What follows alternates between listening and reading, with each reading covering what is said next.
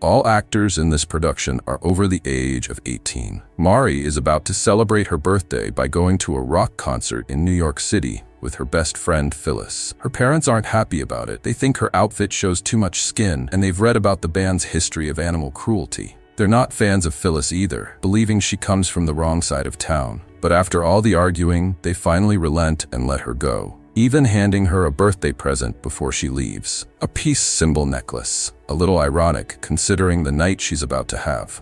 During the drive to the city with music blasting from the speakers, a news report interrupts. There's been a prison break. 4 seriously dangerous criminals are loose. First, there's Krug, serving life for eliminating a priest and 2 nuns. Then his creepy cousin Fred, known as Weasel, a convicted ex-offender. There's also Krug's girlfriend, Sadie, who helped them escape by taking out a police dog with just a kick. And finally, there's Junior, Krug's son, who's an addict. The report warns they're armed, extremely dangerous, and likely hiding somewhere in New York City. Authorities believe they'll try to skip town soon. Mari and Phyllis finally get to the city, all hyped up for the concert. To keep the party going, they grab ice cream and wander around, casually looking for someone who might sell them herbs. That's when they run into Junior. The sketchy stranger promises something better than what they're looking for, and sweet-talks them into following him back to Sadie's apartment. He introduces the other criminals as his brothers and sister. The moment they step inside, they're trapped. When Phyllis tries to fight back, Krug and Weasel punch her in the gut and proceed to assault her right in front of Mari, who can only watch in horror. Back home, Mari's parents set up a surprise party, but as hours pass, their excitement turns to worry. Their daughter never returns. By morning, Mari's father tries to reassure his wife that Mari is probably just enjoying her freedom in the city. But to be safe, they call the police. 2 indifferent officers show up, more interested in eating birthday cake than solving the case. They dismiss the disappearance, saying teens do this all the time. A deputy arrives, claiming he checked with New York cops, and there's no record of Mari or Phyllis in jail or the morgue. The sheriff insists it's probably just a rebellious phase, but Mari's mother sees right through their excuses and is furious they aren't taking it seriously.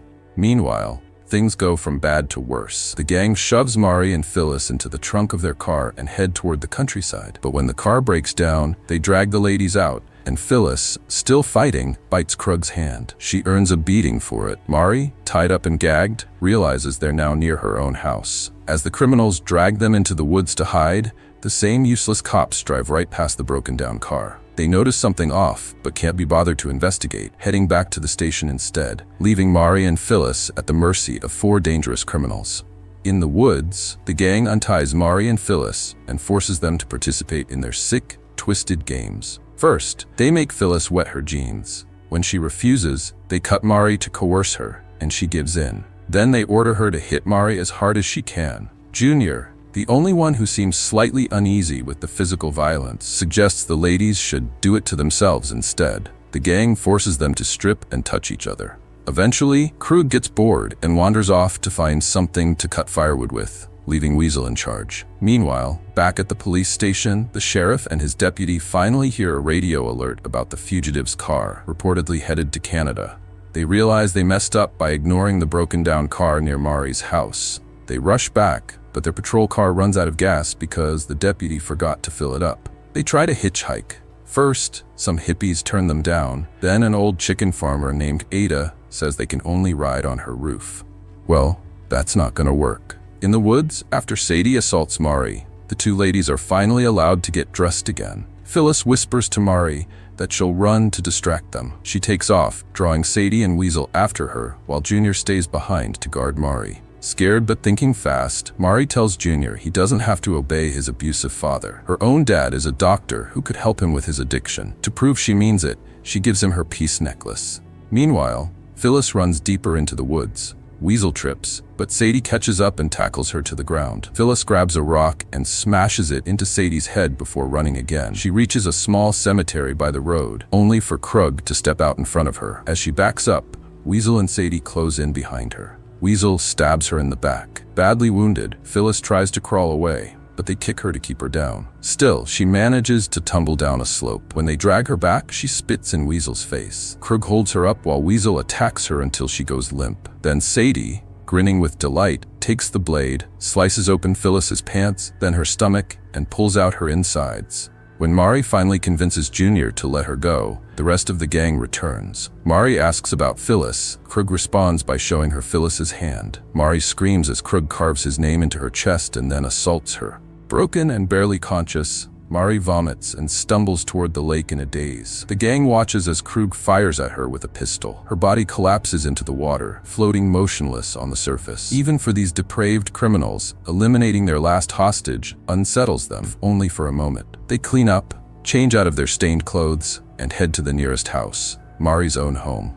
Posing as stranded salesmen, they trick Mari's parents into letting them stay the night. Being decent people, her parents offer them food and a place to sleep, unaware that one of the rooms they give them is Mari's. The gang figures it out when they spot her photos. Meanwhile, Junior, sick and sweating from withdrawal, vomits in the bathroom. Estelle finds him there and freezes when she spots Mari's peace necklace around his neck. Later that night, Estelle overhears the gang bragging about the horrible things they've done. When she checks their bags, she finds their blood-stained clothes and panics. She and her husband rush to the woods and discover Mari's body by the lake. Heartbroken and furious, they decide to fight back. Estelle takes matters into her own hands. She lures Weasel outside by the lake, promising him a good time, while his hands are tied. Then she bites him where it counts. Weasel crumples to the ground, screaming in agony as Estelle, disgusted by what she just did, vomits by the water's edge. Inside the house, Dr. Collingwood grabs his shotgun and sneaks into Mari's room,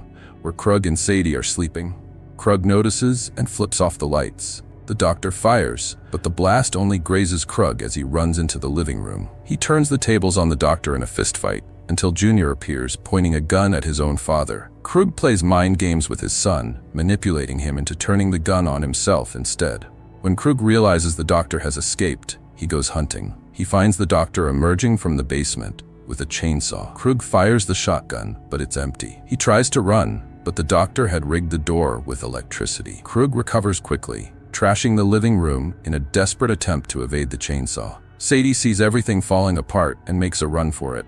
In the dark yard, she trips and drops her blade. Estelle tackles her, and the two women roll across the ground, clawing and punching, until Sadie lands a solid hit and breaks free. She sprints away, only to trip again, this time into the pool. Estelle snatches the blade and reaches the pool's edge just as Sadie tries to climb out. One quick slash, and Sadie's body sinks beneath the water. Back inside, Mari's father revs the chainsaw and charges at Krug. The sheriff finally arrives, begging him to stop, but it's too late. The doctor takes Krug's head. By morning, it's over. Covered in stains and utterly exhausted, the Collingwoods stand together in their destroyed home. The sheriff can only stare at them, speechless.